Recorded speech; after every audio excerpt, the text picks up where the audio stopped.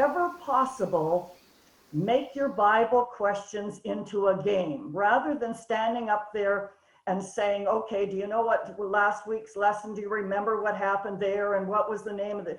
Instead of doing that, you put it into a game and then you ask the questions and make it fun for the kids in a game.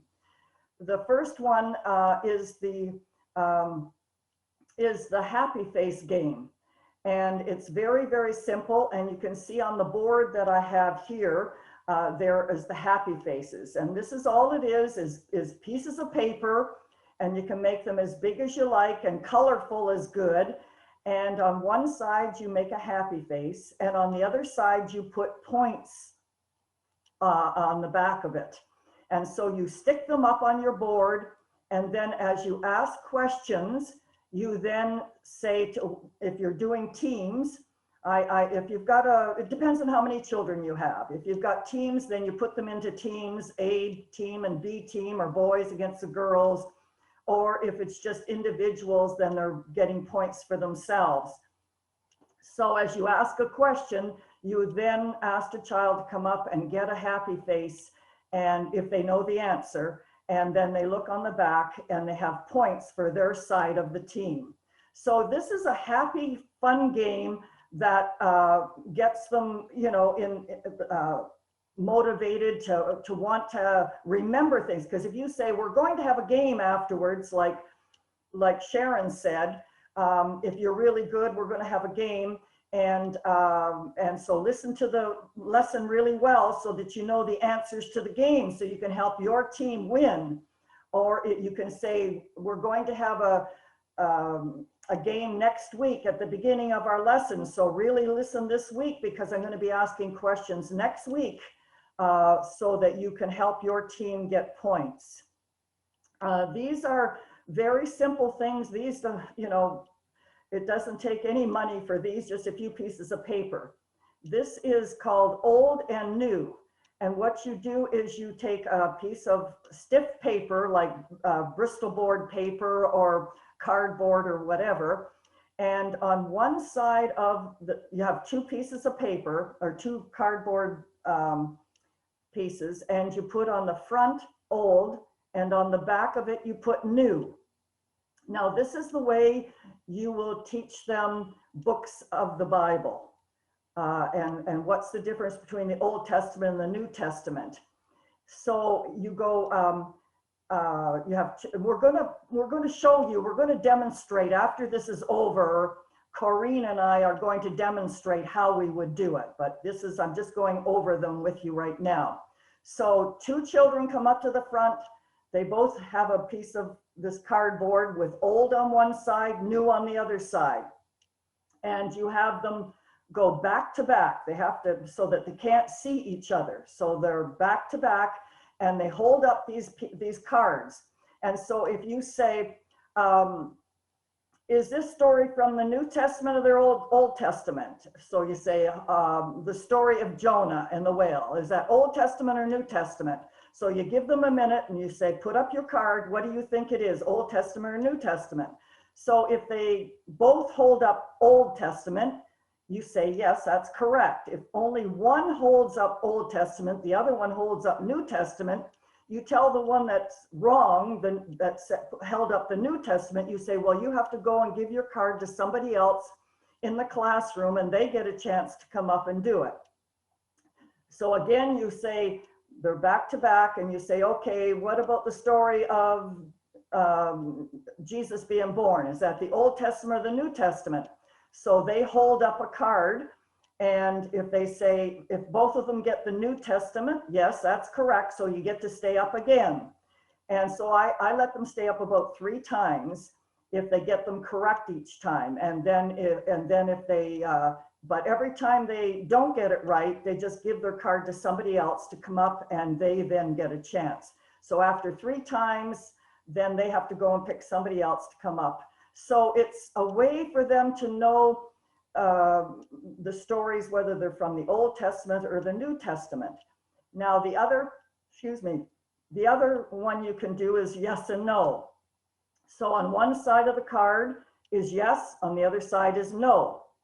And so you again put them up at the front, 2 children up at the front. And I always say, I'm looking for the quietest children. If you're sitting up straight and tall and you've been very quiet, then I pick you to help with these games. So you're always, all through your lesson, you are stressing discipline of being good. Every time you're going to pick anybody for anything, oh, yeah, you've been really good, so you can come on up here and do this, and you can help me. So always, everything you're doing, you're trying to keep that discipline. And so anyway, they come up to the front, and they have a yes on one side, a no on the other side. So instead of you saying, do you remember last week's lesson? Was this, did this happen? And you're going to make it a game. So yes and no. Okay, last week's lesson, let's see, we'll use the story of Daniel, okay? So when the king said nobody could pray to any other god, did Daniel pray anyway? And then you have to guess, is it yes or no? So then they hold up their card, either it's yes or no. And if they get it correct, again, just like the Old and New Testament, they get to stay up again if they get it right. And then you then ask another question. Okay, so what did, when Daniel prayed anyway, so what did the men do that hated Daniel? Did they go and tell the king, yes or no? Okay, and so then they hold up a yes or a no. And then when they get it wrong, they pick another child to come up and take their place.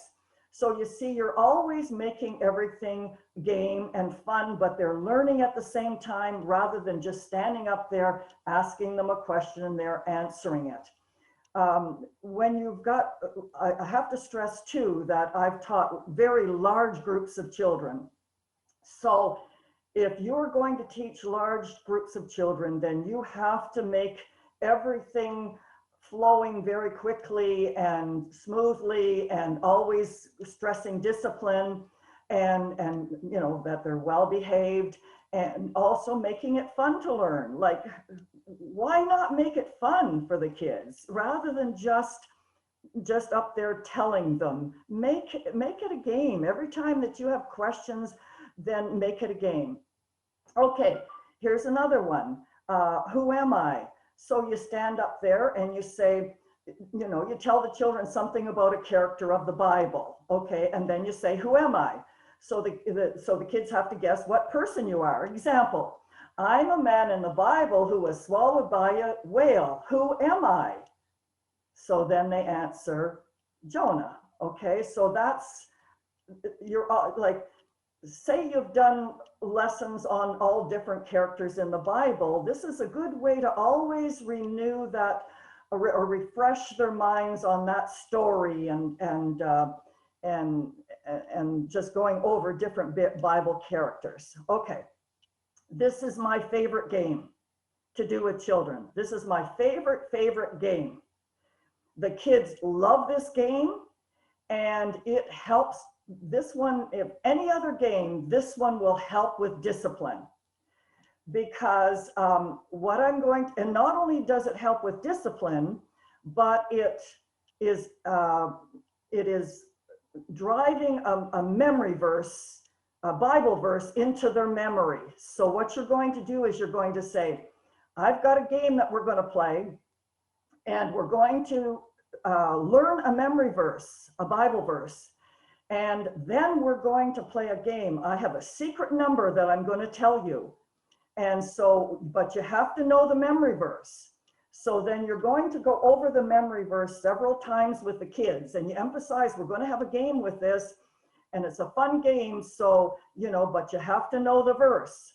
So you're going to go over the Bible verse. Don't make it too long of a verse. Try to do it with a more simple verse. And you're going to go over the verse a few times with the children. And then after you feel like they know it fairly well, you're going to say, okay, I'm going to tell you a secret number, and I'm only going to tell you once. So, and you have to be sitting very well if you want to participate in this game. You have to be really sitting quietly. okay, so I'm going to tell you the secret number. I'm only going to tell it to you once. And anytime during the program that I say this number, if you stand up and you can say the memory verse, then you get a little treat, okay? So, or you can use it as points for their team, however you want to do that. So I would say, okay, the secret number is 5. So you only, and the fact that you say I'm only telling it once, so they have to know, you know. And so then during your lesson, or what, and the fun part, don't do it during the serious lesson time, but do it all at the beginning when you're doing songs or puppets or anything like that. Every once in a while you say 5, and then the kids will jump up. Some of them will forget, but there'll be the odd one that'll jump up, and then you say, okay, do you know the memory verse? Okay, and then they have to say the memory verse. And so then, you know, you give them a little treat, or else they get points for their side. And so all during that first part of your program, that's what you're doing. They're listening to you because they want the treat or they want the points. And so they're listening very closely to you for you to say that secret number. So you've got their attention. See, it's always trying to get their attention and keep it and keep everything rolling. And so always you can use it for discipline, you know, like, oh, you got to be sitting, oh, I was going to pick you, but oh, I saw you talking there, so sorry, I can't pick you. That's how I would do it sometimes with a game. If there's kids that are kind of talking, and you know, I would just say, oh, I was going to pick one of you, but I saw that you were talking, so I just can't pick you. So I'll keep watching though to see if you stop your talking. So anyway, that's how I would do this game. And they love it because anything that's an element of surprise, you know, like they got to wait for that secret number, you know. And so anyway, this one game in a large group, just not only will they know the memory verse at the end of your program, because you've said it a few times with them, and every time they stand up and say the secret number, they have to say the verse. So again, that's again, you know, learning the verse. So you're doing that all the time. So 3 or 4 children are saying the verse again. And I sometimes will let them say, maybe make one mistake. You kind of got to give them a little bit of leeway, but not too much. You don't give it if they don't hardly know the thing at all, but just, you know, anyway, you'll have to just use your own judgment there. Okay, so that one is one that I use many times, and I have found it very, very good. It was just a great game. Okay, now here's some other games to play. If you have any of this kind of stuff, we're going to do the hamburger game. That one, I'll show you that afterwards. We're going to demonstrate the hamburger game. So hamburgers are very big in Canada. Hamburgers, hot dogs, French fries, you know, all the kids love that kind of food. So any kind of food that you have, this other one is a banana split.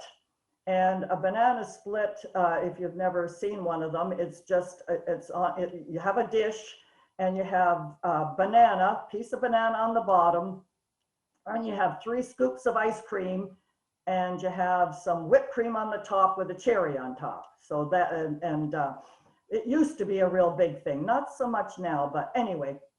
So you make these things out of either paper or felt.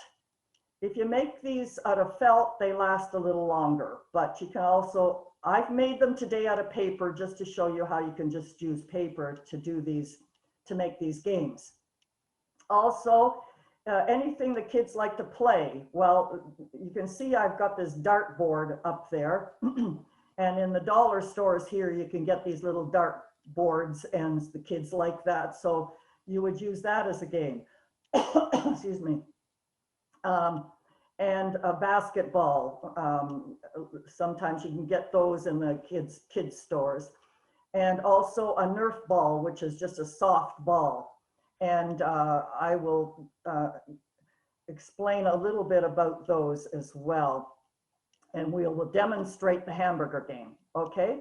There's also a balloon game that you can use, and I use that as a special thing. So what I would do is I'd have a board. I would put, before I blow up the balloons, I would put little pieces of paper in there with numbers on it for points for the kids. And then I would blow up the balloons, I would attach them to the board, and I would have a safety pin or some kind of a pin to pop the balloon. So you ask a question of the kids, and if they answer, somebody, you know, and you pick somebody, they answer it correctly, they come up and you let them choose which balloon they want, and then you poke the balloon to break it, and then they pick up the little piece of paper on the floor that has the points in it. And then that's the points they get for their side. Tic-tac-toe is another one that you can play.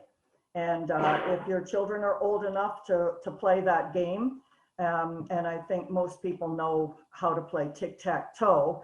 And so again, all you need is a plain sheet of paper or a blackboard and a marker, and you can play tic-tac-toe. And the kids like that. Okay. Another one is to learn the books of the Bible. Learning the books of the Bible can be hard, but this one is a great game that they love playing, and you can play at any time to fill in time. It doesn't go along with any lesson, but it's just an extra game to teach them the books of the Bible. So I want you to look at these, and I want you to tell me what book of the Bible you think that is. Like, as you look, so you have these on sheets of paper, and you hold them up, and they have to guess what book of the Bible it is. You've scrambled them up. And I always, at the back of the paper, I always write the book of the Bible, so they don't have to look at it and figure it out myself. So you're holding up the paper in front, and you're saying, which book of the Bible is this? And on the back of it, you can see which book it is. So you can see this first one at the top there is the book of Acts. And the second one is Hebrews. The third one is Job. And I have these, I have these up on the website, both website, Agape Ministry Press and A Gospel to Kids. So you can actually print them off if you want to. And I think I've got all 66 books up there. But you can also write them on a paper yourself. And then there's Jonah, then there's Jude, and there's Luke.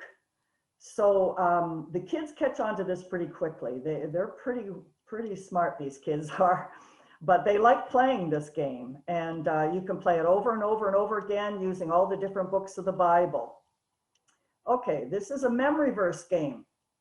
And the way this one works is you would put, as you see, the front has got numbers. On the back of each paper has the memory verse.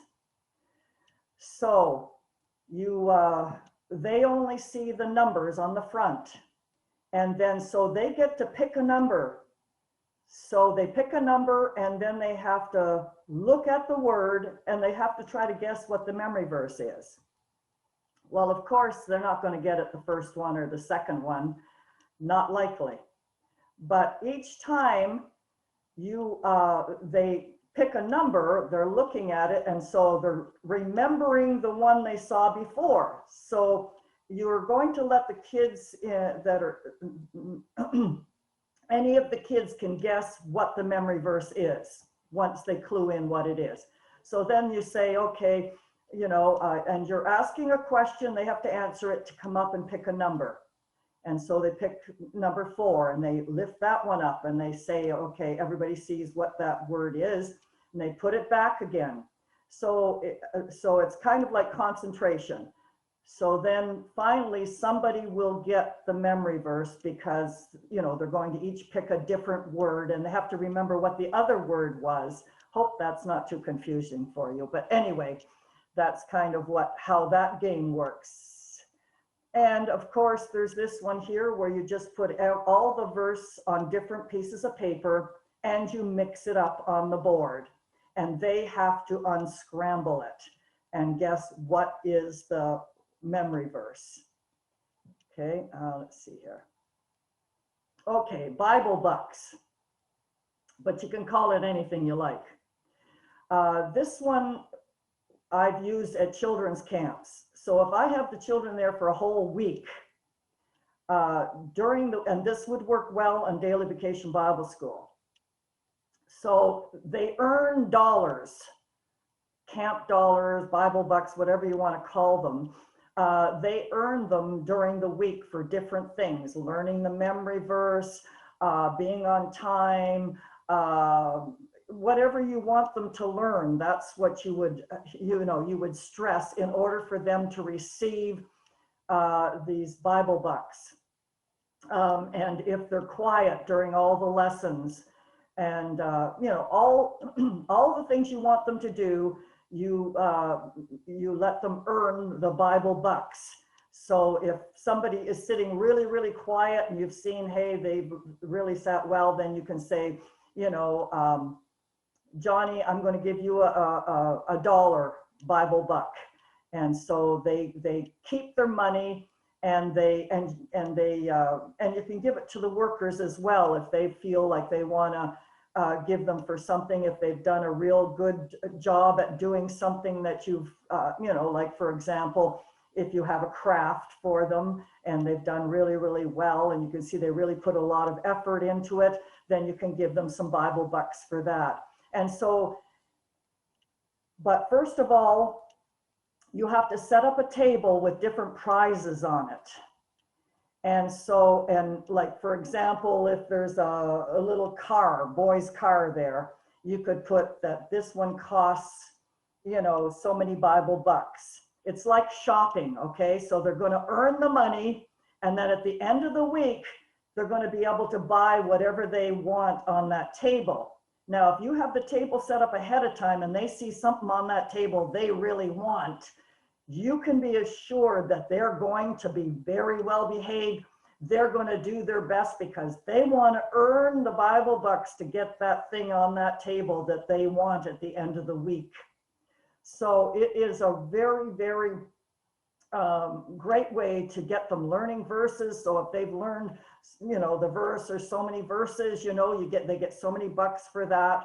And and at the end of the week, they go to spend their money that they have earned on the table. So you want to have little tiny things that they could earn, and some things that are a little bigger and nicer.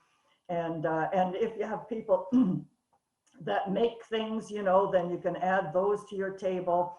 But anyway, that one is a great one if you have the children there for, say, a week or more. That or you could even do it each week in Sunday school, and at the end of the month or whatever, they could then earn buy their prizes that they have earned. Now, these ones are good for little children. I saw this one time, this teacher at one of these seminars I was at, and I thought it was such a precious, precious thing that she did. So for young children, like toddlers, littler, like 5 and under, I would think, what she did was she put on the board a mother dog, okay, or a mother cat.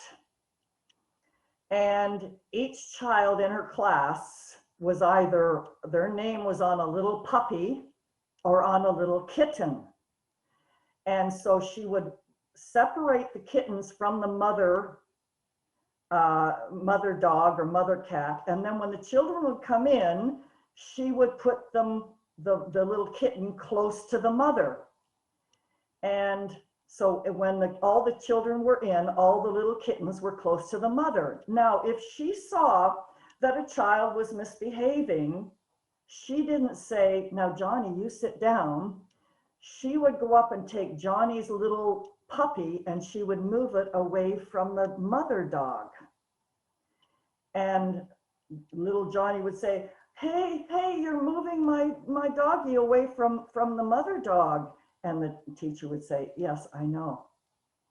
And the children get to realize, and then when the little guy, Johnny, settles down, she takes the little puppy and puts it now close to the mother again. They all want their little dog or their little cat to be close to the mother.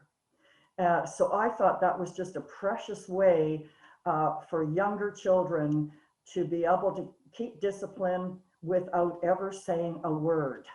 And again, you can, any of this stuff you can use as decorations for your room too. You could have this on a board with a mother dog, but you could also make big ones and put them up on the wall and use the wall as decorations. These ones here are attendance games. And these, but you could use them for pretty much anything. Again, these ones you could put up on your wall, or you could make a large board and put them on the board. So you can see that I've got rocket ships here and they're going to the moon. So each week you can either have, like I said, for attendance, or you could put it, they have to know for attendance and for being there on time for Sunday school or whatever. And so if, say you're just doing it for just attendance, okay? So if once they come in, their rocket ship goes up to number 1, okay? And then anybody that gets all the way up to 6, that means that they've been there faithfully for 6 weeks. Then you can either have a game or a special treat, or not a game, sorry, a special prize of some sort, some kind of a treat, or and if everybody gets, say everybody gets to the top, then you could say we're going to have a special time, we're going to go outside and we're going to have a little picnic or something like that, however you want to do that. Now the same would be for the car race. And again, if you have a wall, it's a wonderful way to just put bright things on the wall, and it also serves the purpose. So you'd have to put tape on the back of these rocket ships and have them move up the wall. And the same with the game, or with the car. Okay, so say John is there, so you would take John's, oh, sorry, ooh, I did, what did I do there? Oh, I messed it up, sorry. Okay, I'm gonna have to go back down. Okay, all right, so I thought I could move him over. I tried that before, but anyway, so John, he's there on time, and so you would move him up to number 1. And Kim, she comes, and so she moves up to number 1. And again, you're going across the board like that for each week that they're there, or if they know their memory verse, whatever you want to do. Want them to do. If you want them to learn the memory verse more than anything, then you would use it as a memory verse. If they know the memory verse, they go to number 1. Or maybe you want to do both. Are you here on time, and do you know the memory verse? You get to go to number 1. And again, at the end, they would get some kind of a prize. Another way you can do it is with a airplane. So you would just make airplanes out of cardboard. And you would put, and again, it would depend on the size of your room. You could do it as each child, or you could do it as a team. So even with the rocket ships or the cars, if you have a lot of children, you don't have enough to make a whole lot of rocket ships, well, then you would just do them, the boys against the girls, or team 1 against team 2, and then you would just have them go up the wall. And the way you would do the airplane is that you would make these airplanes, you would make strings across the room. And from from either crosswise or lengthwise, however you want to do it. And each time they come, their airplane or their team's airplane would move up the string until they got to the other side. So these are all simple little things to make. I mean, we're talking, it can't get much more simpler than this. And you're using mostly paper and cardboard and markers. So these are games that you can play that are very effective and that are very simple to make, and you will see they work very, very well. Okay, so now we're going to go into demonstrating some of them, okay? So I've got Corinne here, and she's going to come up. Okay, Corinne. She's going to be the kid, okay? And she's going to be the children. And as you can see, I have a board here with happy faces on them. Okay, so I'm going to say, and again, you can use any lesson that you're going to be teaching, or your last week's lesson, whatever questions you want. So I would say, okay, we're going to have, say, the girls against the boys. And we're going to go over last week's lesson, okay, kids? So I have these happy faces on the board, and on the back of those happy faces, there is a number.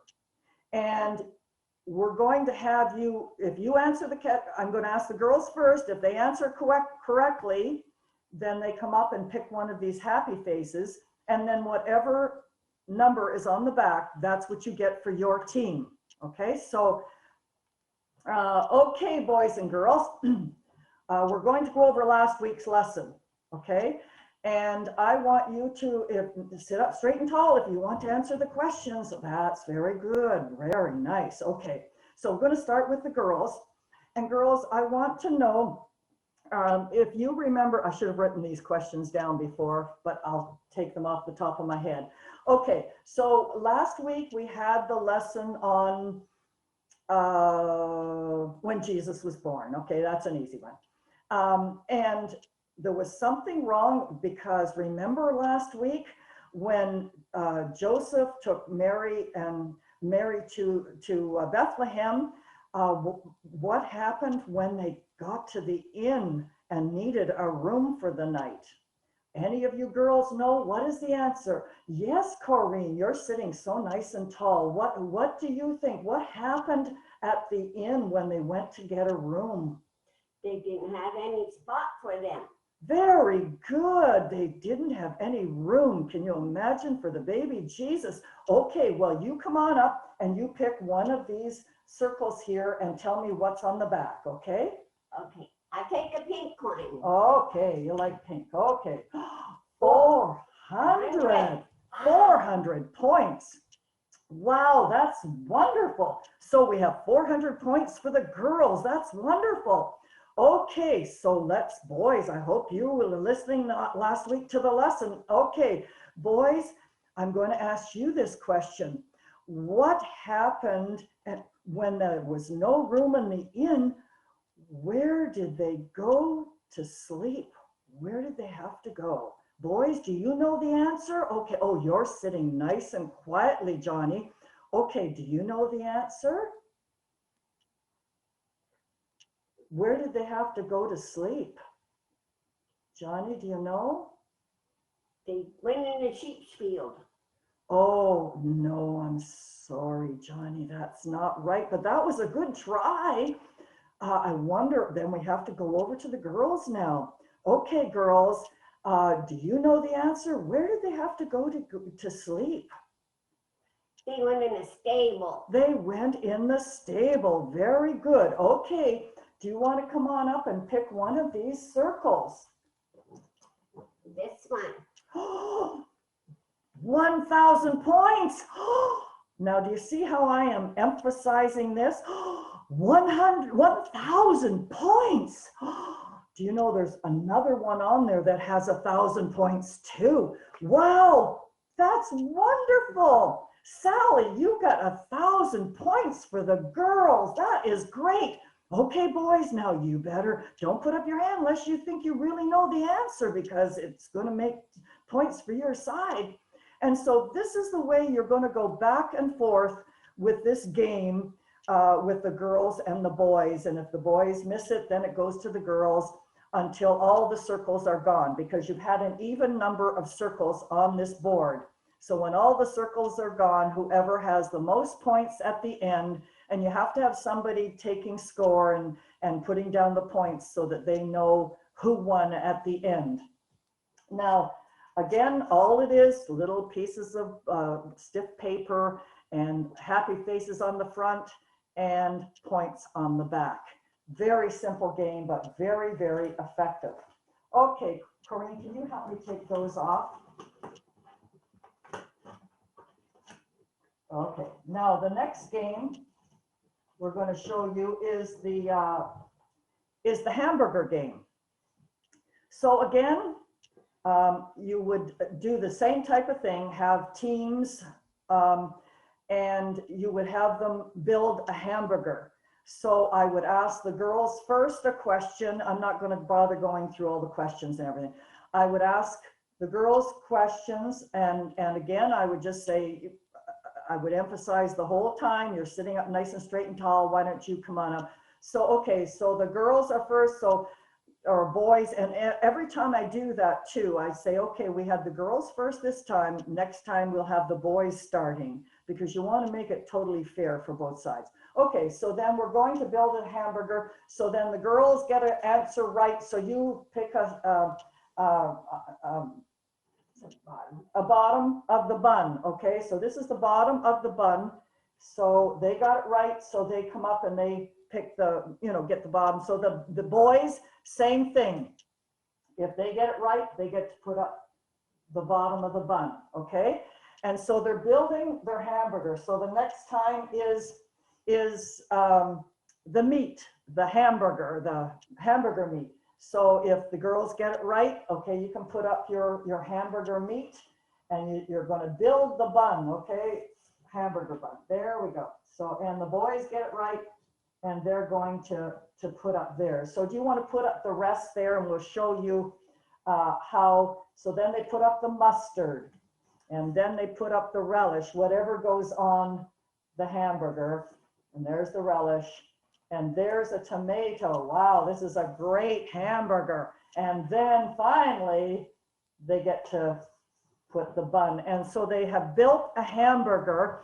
And so that side, whoever gets the hamburger built first is the winning side. So again, you can see how simple that is. And so maybe in the Philippines, they don't eat hamburgers. I have no idea.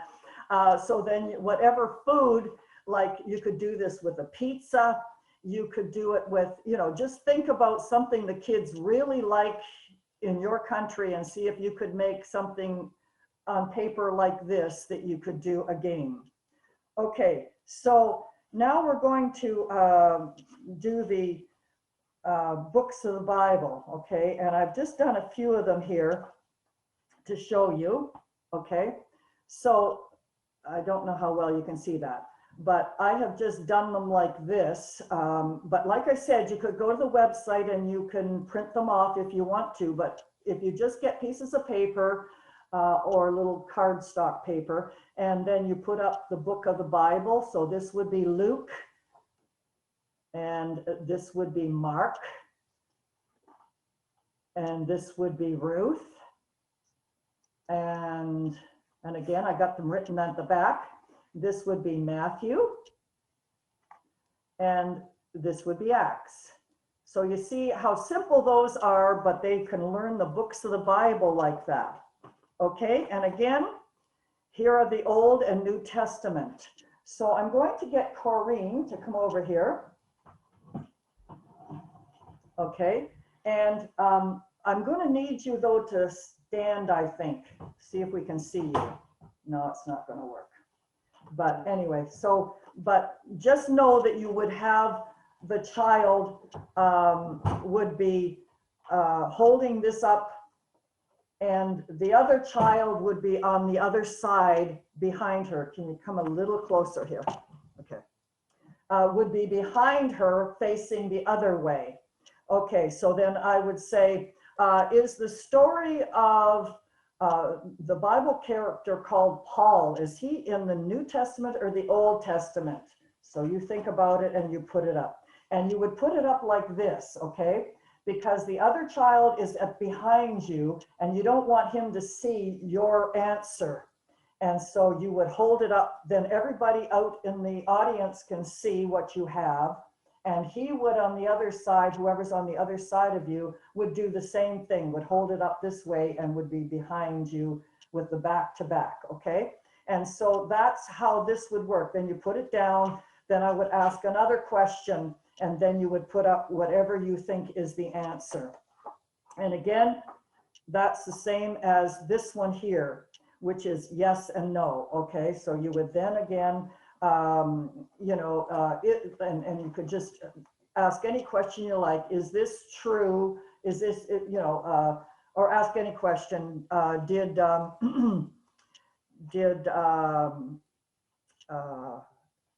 David kill Goliath?